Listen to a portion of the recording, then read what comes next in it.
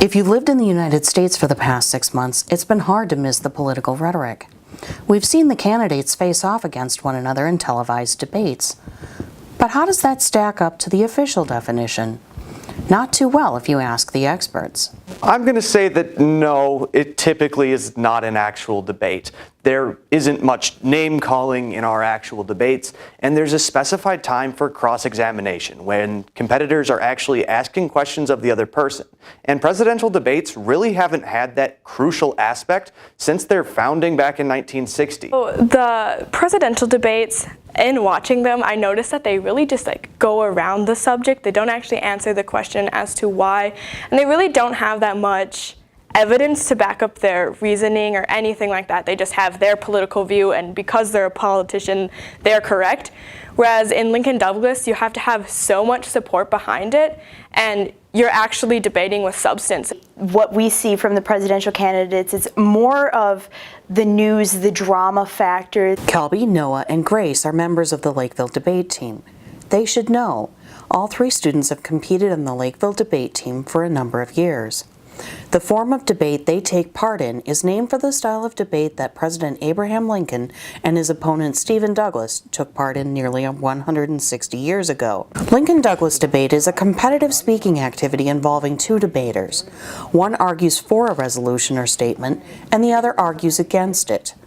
Each bases his or her case on a criterion or test against which they want the judge to assess the case. So it's one-on-one, and typically it's about 45 minutes. The only people in the room are you, your opponent, and the judge. And it starts with the affirmative, so the person that is saying yes to whatever your topic is, reads a case or what the reasons behind their affirmation for the topic. And then the neg will ask them questions, and then the neg reads a case. And then it just goes back and forth for a couple more rounds, I suppose, and then ends, and then the judge decides. So the topic this year is on nuclear power and whether or not countries should prohibit it. A typical round lasts 45 minutes, and each debater might have several rounds in a typical weekend tournament. Tournaments take place on weekends throughout the fall and winter. For some debaters, including Kelby, Grace, and Noah, debate can become a year-round affair. Kelby, Grace, and Noah all say they think debate is helping them academically and as they think about future careers.